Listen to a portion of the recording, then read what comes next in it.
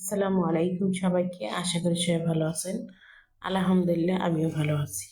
তো আজকে আমরা এগুলাই খাচ্ছি, তাই ভাবলাম যে আপনাদের একটু দেখাই। তো এইটা ছিল টাকি মাছ, ছোট ছোট টাকি মাছ, কেউ বলে শাটি মাছ, এক এক জায়গায় এক এক নামে পরিচিত। তারপরে ছিল লাউ দিয়ে আলু ঝোল করেছিলাম।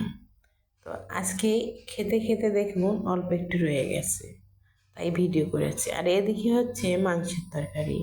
আসলে এটা ছিল হাঁসের মাংস।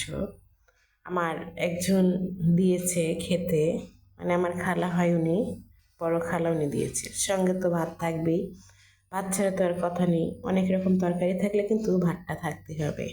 তারপরে তো প্লেটটা আমি সাজিয়ে নিচ্ছি। তো প্লেটে প্রথমে আমি সেই মাছের তরকারিটা দিয়ে দিলাম, তারপরে হচ্ছে শাক আর আলুর তরকারিটা দিলাম, তারপরে যেটা দেবো সেটা হচ্ছে এই মাংসের তরকারিটা। তো এই তিনটা তরকারি দিয়েই কিন্তু আজকে আমরা ভাতটা খাবো। আজকে আমরা বলতে আমি খাবো। এই প্লেটটা আজকে আমার জন্য আমি সাজিয়ে নিয়েছি। সব সময় সবার জন্য সাজাই, তো ভাবলাম আজকে আমি নিজে খেয়ে দেখাবো, তাই আমি আজকে নিজেই সাজিয়ে নিয়েছি। তো এত কিছু থাকার পরেও কিন্তু মাংসটার ভিতরে লোভ বেশি, তাই প্রথমে আমি আজকে মাংসটা দিয়ে শুরু করে দিলাম। তো এই তো মেখে নিচ্ছি, বিসমিল্লাহ বলে মুখে দিয়ে দিলাম।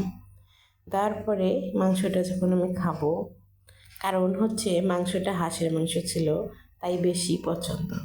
অন্য কোনো মাংস হলে অত বেশি পছন্দ হতো না। তারপরে কি হলো, বাকি থাকলে মাছ। তো মাছ কিন্তু ছোট, তো কাঁটাটা বাছার প্রয়োজন নাই, এভাবেই মুখে দিলে যায়, খাওয়া যাবে, কোনো সমস্যা নেই। কারণ ছোট মাছের ছোট কাঁটা, ওগুলো দাঁতের তলে ভেঙে যাবে। তারপরে এদিকে ছিল লাউ শাকটা। তো লাউ শাকটা লাস্টে খাচ্ছি, খাওয়ার পরে কিন্তু আমি আবারও ভাত খাবো এটা শেষ হলে, তো ওটা আপনাদের দেখিয়ে দেবো। তো ওটা দেখার আগে বলতেছি কেউ হাসবেন না আমার সেই খাওয়াটা দেখে।